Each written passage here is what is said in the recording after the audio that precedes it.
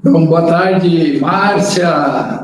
Boa tarde aí, Augusto Zimmermann. Eu já morando na Austrália, já sabendo dos problemas que lá já existem. O próprio Reisinger, aí um batalhador, um senador aí do Rio Grande do Sul, amigo da gente, sempre presente e sabe das dificuldades. E às vezes a gente fica aqui imaginando a vida de um político, e a gente que vive próximo e tem dizer, um acesso fácil aí com vários senadores, principalmente os ligados ao agronegócio, deputados federais, como é extensa a jornada dessas pessoas. Às vezes, aqui fora, quem não tem o convívio, não conhece, acha que um deputado, acha que um senador, mesmo um vereador numa cidade grande, como aí Caxias do Sul, já uma cidade grande, estive aí no final do ano também, tem trabalho e tem muito trabalho. Os próprios prefeitos, a executiva, enfim, o próprio governador. Realmente, o horário desse povo não é fácil, porque, além dos compromissos de Brasília, quem está lá, ou quem seja na Assembleia Legislativa, ou mesmo numa Câmara de Vereadores, sabe-se que o compromisso dele, político, com a sociedade, e tem os compromissos particulares, inclusive o chamamento que existe dos municípios para participar de comemorações e coisas assim. Então, é muito atribulado, com certeza, Márcia. Aí a participação do André Pirajá também, é um conhecedor grande, estudioso, mora aqui em Sinop, família dele também, tem propriedade lá no sul, enfim, né, André vai e volta, isso é o nosso caminho. Eu também hoje fico aqui em Sinop, fico um pouco lá em Chapada também, onde a gente também tem uma residência, e Brasília, aí que é o fato principal, aí como presidente da ProSoja Brasil, onde a gente viaja muito nesse país. No final de semana passada até estávamos no estado de Tocantins, onde tivemos a primeira mulher, Márcia, assumindo uma ProSoja estadual lá no estado de Tocantins. Então, a gente foi lá, eles fizeram uma festividade simples, comemorativa, e a gente se fez presente, com certeza, que é uma honra ter uma mulher hoje à frente do estado, já também bastante importante com a produção de grãos lá, principalmente no caso específico da soja. Aí o André Santana fala dele, muito expressivo, acho que bastante contundente, assim como o Hernani e a própria Pilar também, aí dois estrangeiros, aí um espanhol, outro português. Hoje mesmo eu estava falando com um amigo meu, não sei se o Hernani conhece, era Portugal, o Jaime Pissarra, ele também escreve artigos, faz parte aí de entidades e está muito preocupado com essa situação. Nós estamos falando sobre o que está acontecendo na Europa, e as manifestações chegaram em Portugal, como a gente viu, aí saindo na internet. Eu só pedi para ele confirmar se realmente isso procedia, e realmente ele procede.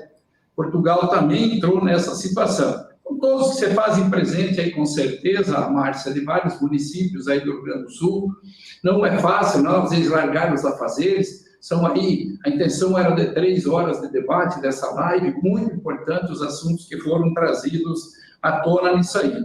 Eu não quero ser repetitivo muito, porque eu acho que o Zimmermann falou muito bem pela Austrália, só esqueceu de dizer, e até poderíamos ter confirmado com ele, se realmente hoje já o produtor de leite da Austrália, segundo o que a gente viu na internet, já está pagando taxa por conta, como todo mundo falou aqui, dos peitos, dos arrotos, das vacas de leite lá.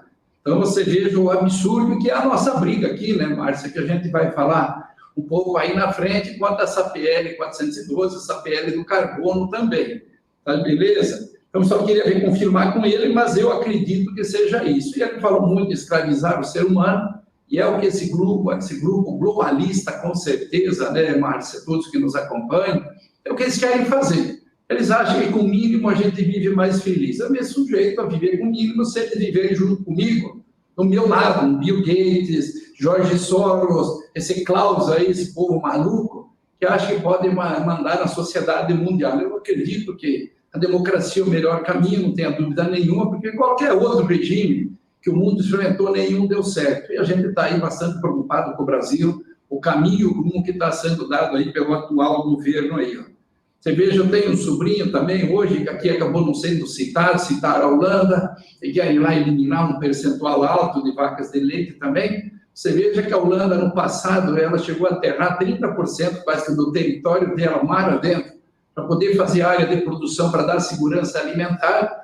E hoje que eles têm uma alta tecnologia para produção, alta, realmente, a Holanda se destaca, principalmente nos hortifruti granjeiros, grande importador e reexportador de commodities hoje, através do porto de Rotterdam, aí, é o maior da Europa, dizer que tem que eliminar animais, tem que eliminar 30% das fazendas, que o tamanho do esforço que foi feito para fazer o quê? Para garantir a alimentação. Eu tenho um sobrinho que mora em Dublin, na Irlanda do Norte, e realmente lá está com programas, ele que está feio. Imagina o bom gaúcho e o bom porto-alegrense foi lá montar uma churrascaria em parceria com a sobrinha aqui de Porto Alegre, aí no Grupo Zafari, e agora está lá com dificuldade, já com a pressão, até para poder comprar carne, para poder servir aquele belo churrasco, que diz que está lá muito famoso dentro de Dublin, inclusive o próprio secretário do governo teve lá, é cliente da própria churrascaria deles. Então, você veja que lá também está com essa campanha de se eliminar 200 mil cabeças de gado, no mínimo, na primeira pancada, por conta do quê? Essa questão aí que falam aí do tal do aquecimento global. E você viu, Márcia, que agora eles não falam mais tanto em aquecimento global, todos que nos acompanham, mas sim em mudanças climáticas. Porque se esfriar, eles acertam, e se aquecer, eles também acertam. E mudança climática tanto é para cima como para baixo. A gente sabe, como já foi colocado aí, só uma questão de reafirmar, esse problema a gente tem historicamente aqui da própria Amazônia, como já foi mencionado aí também pelo André, históricos de 100 e tantos anos que já tivemos secas igual que aconteceu agora, ou piores, inclusive. Não tinha aqui que a gente criando gado na época, não tinha ninguém plantando pé de soja, que nem soja no Brasil não existia. Então você veja que a população era mínima, praticamente era 100% de florestas, tinha-se dentro dos pequenos povoados, que Manaus mesmo, naquela época, hoje é capital do estado do Amazonas, também não tinha uma grande concentração de pessoas. Então, o histórico, esse aquecimento global, de secas e tal, isso já é uma coisa que acontece direto, sem sombra de dúvida nenhuma, né? E ele citou também essa questão da moratória da soja. Isso já foi instituído aqui pela Biov, os que nos compram a produção, começou com o nome de moratória da soja, mas na realidade hoje é moratória da soja, do boi, agora com decisão realmente colocada aí, dizer pela União Europeia, onde entra outros itens, o cacau, o café, enfim, outra série de produtos aí nosso brasileiro, por uma certa alegação sempre essa questão aí dessas mudanças climáticas, e na verdade a gente sabe que é uma retaliação que existe, porque nós conseguimos produzir hoje 2 até 3 safras durante o ano, quando eles não conseguem fazer por conta do hemisfério norte, a região mais fria, onde eles produzem uma única safra. Mas enquanto tem aqui, Márcia, que é uma situação muito complicada, a gente vê essa crise da Europa lá, enfim, esses manifestos, principalmente pelo produtor rural, com grande apoio já da sociedade, porque eles estão entendendo essa agenda 2030, que não é boa para a sociedade. No primeiro momento ataca o produtor rural, mas ninguém parece que tem de sã consciência que não aparece o leite lá na bunda do supermercado sem ter uma vaquinha lá no campo e ter alguém por ordenhar ela. Não aparece um quilo de arroz, não aparece um quilo de feijão, não aparece uma maçã, não aparece fruta nenhuma, ou legume nenhuma, sem tiver alguém no campo produzindo elas e que alguém leve até dizer o centro consumidor. Então, isso é uma situação muito ruim. A gente vê lá se colocando totalmente contrário, principalmente os franceses, quanto a essa questão no Mercosul com a União Europeia. Você veja, produtor fala mal de produtor, mesmo em qualquer lugar do mundo. A gente viajou bastante aí, Márcia, todos que nos acompanham. A gente conhece o Canadá, conhece os Estados Unidos, conhece a Rússia, conhece parte da Europa, a gente conhece a Índia, conhece a China. A gente foi ver muito de logística e o sistema de produção deles. E eu não vi nenhum desses países o produtor rural ter uma vida tranquila em nenhum lugar deles. Que primeiro daqui ou lá, a nossa cobertura, o nosso coberto é o céu, é o teto aí que a gente fala aí. Então é céu aberto, tem problemas climáticos em qualquer lugar do mundo, uma hora chove demais, outra hora chove menos. Eu não consigo entender por que um produtor às vezes fala mal do outro, independente do país que está. Como hoje estão falando lá, que nós temos que nos adequar às regras deles. Eu acredito que as nossas regras, se eles se adaptarem lá também, vai ser muito pior do que eles já vivem lá. Agora, em todas as minhas viagens que eu fiz, sempre vi essa dificuldade do produtor europeu, o produtor norte-americano, quanto a essa questão aí de parque ambiental e meio ambiente. Eles também são perseguidos e perseguidos no mundo. E tudo isso vem a troco do quê? Vem por regulamentação governamental. Você veja que a última reunião, inclusive, nós fizemos em Londres, 2019, o IOPD, onde reúne todos os países produtores de oleaginosa. Países europeus, que eles produzem a canola mais lá, e os países aqui da América, Estados Unidos, Brasil, Argentina, Paraguai, que a gente produz mais a soja, como oleaginosa, onde eles mostrando as preocupações que eles tinham já por conta das legislações deles. E nós queríamos documentar isso. Simplesmente nos falaram que eles não poderiam fazer esse documento, não poderiam assinar junto. Naquele momento estava a França, estava a Inglaterra, estava a Alemanha nessa reunião, os representantes dos produtores rurais.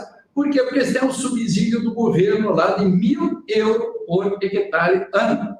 Então, quer dizer que criaram a regra, dificultaram a vida do produtor, colocaram um custo muito alto, mas eram subsidiados financeiramente, eles acabavam se calando.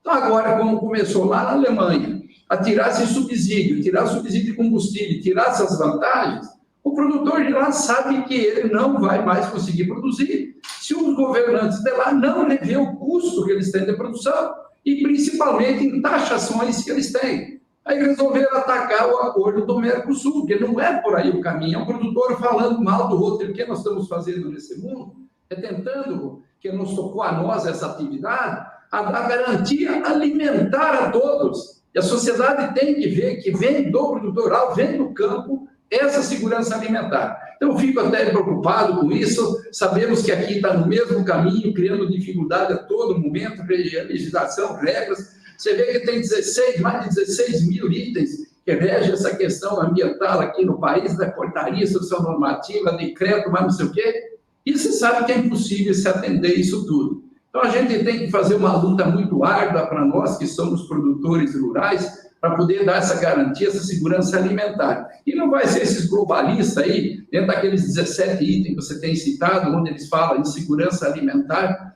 que vai dar isso, eles estão preocupados com a população. Não é verdade. Isso você pode ter certeza absoluta. Inclusive, tem um fato muito curioso que aconteceu agora em 2021, no próprio Sri Lanka.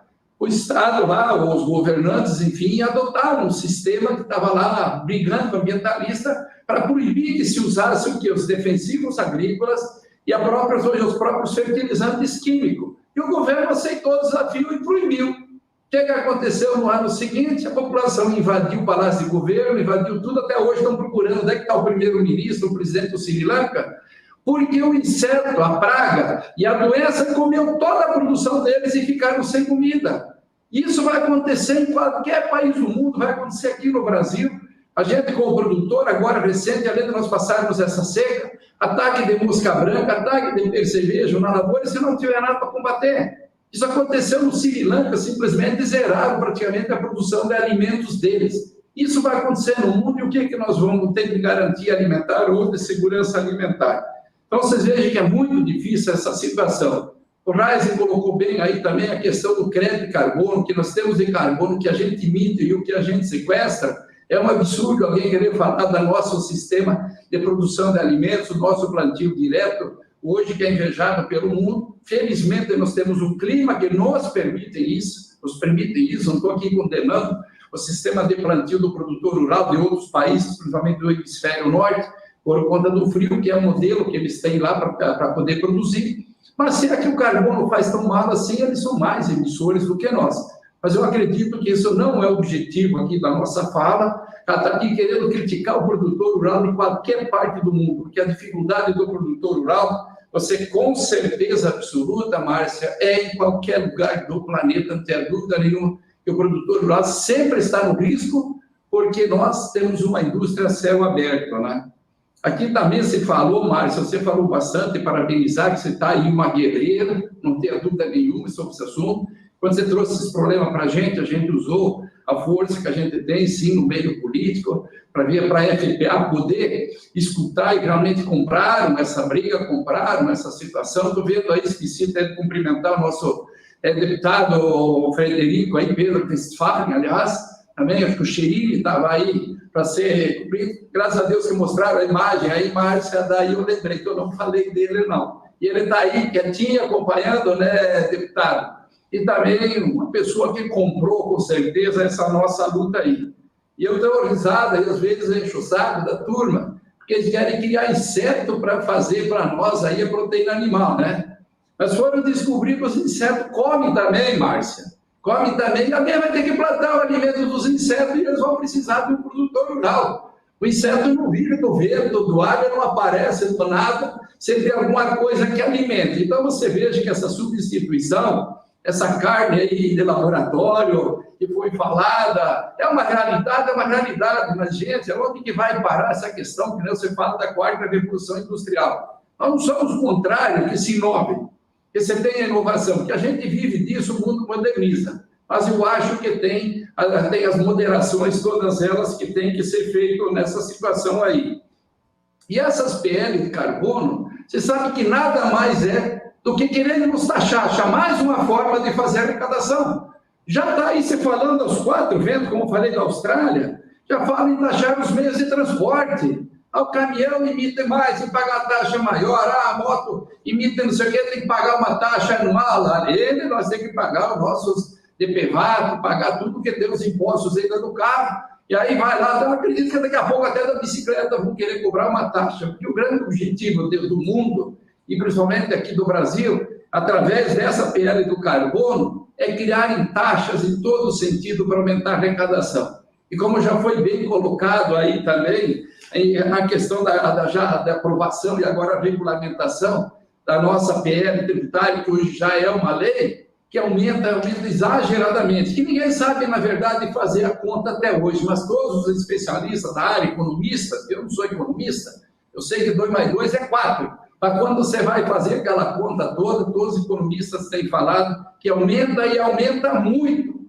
mas muito exageradamente a contribuição nossa ou a cobrança imposta pelos impostos que aí virão. Até parece, Márcia, que nós já estamos vivendo, e é uma realidade, que nós assistimos muitos filmes de ficção científica, né? Quando nós éramos mais décadas atrás, 40, 45 anos atrás, 50 anos, hoje eu estou com 66 anos, e hoje estamos vivendo, tentando viver a realidade que estão querendo implantar. Do que nós víamos em filme numa realidade, chipar o ser humano, colocar não sei o quê, fazer, querer controlar o cara, que na verdade já estamos sendo controlados. Por uma razão que eles falam aí, que as câmeras hoje que estão na cidade para proteger o cidadão, eu não sei se não é para vigiar o cidadão também, porque os marginais, os bandidos, a gente está vendo as regalias que estão dando aí, e a gente viu aí que na internet circulou as questões das custódias, aí as audiências de custódia, a juíza preocupada em dar cafezinho, aquecer o marginal e tudo, e aí o cidadão de bem lá sendo vítima do processo.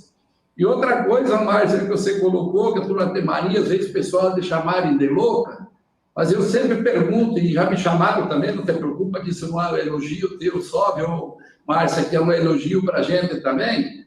Aí eu pergunto para todo mundo, quem não chamou Santos Dumont de louco? Há 100 e poucos anos atrás. Quem não chamou Grambel de louco 100 e poucos anos atrás? Thomas Alva Edison?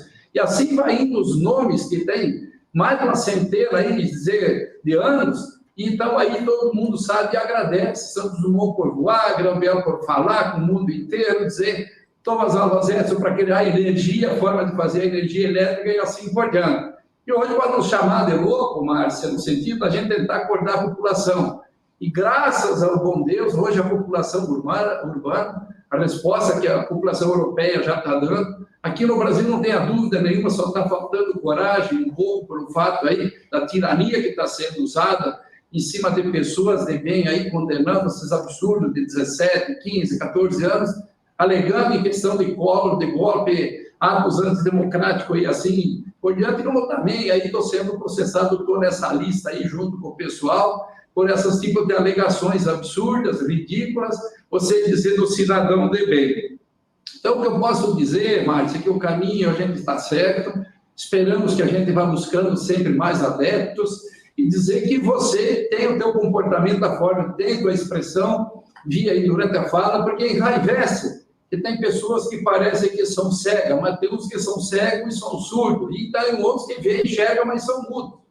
Então, a gente já teve uma grande conquista, assim, Márcia. Acredito aí que o nosso Congresso Nacional, muitos dos nossos parlamentares aí, têm feito um bom trabalho, depois que a gente mostrou o que pode acontecer na criação dessa PL.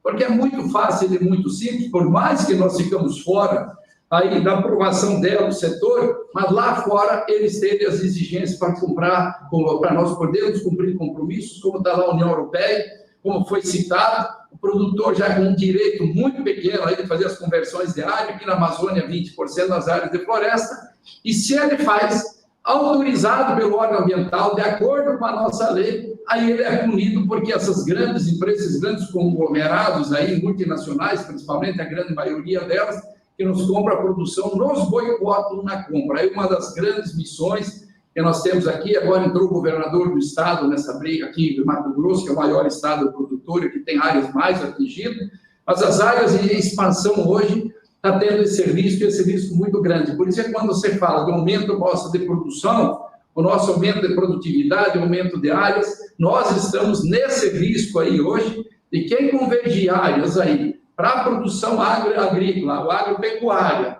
ele está correndo o risco de não achar mais como vender seus produtos e todos os impostos por quê? Por governantes europeus. Não é pelo cidadão comum europeu que se preocupa muito em querer um bom produto para se alimentar. Isso é dever de nós, é obrigação de todo mundo. Agora, ele também quer ter a garantia desses alimentos. Porque já vi muitos vídeos que circulou, faltando alguns tipos de produtos, já hoje nas compras de supermercado, como na própria Europa, nos próprios Estados Unidos, graças a Deus aqui no Brasil, ainda não chegamos a isso, mas não vai estar distante se realmente essa Agenda 2030 não houver uma revolta da população, vou falar, porque somente os políticos não acreditam que vai conseguir, que nós não queremos isso e queremos o nosso direito à liberdade, o nosso direito de expressão e, logicamente, no país democrático, porque a democracia, o meu direito vai até onde eu não atinjo o direito do outro. Agora, muito menos ser determinado o que eu posso fazer, o que eu não posso fazer no meu futuro. Se eu fizer coisa errada, vou ser responsabilizado e punido.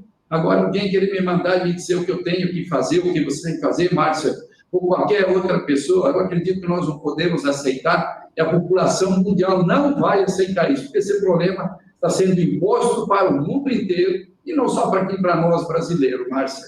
E agradeço a oportunidade, a gente sabe que ela não deu tanto tempo também, nós temos uma hora mais nova que vocês, né? Mas o relógio anda também, Márcia.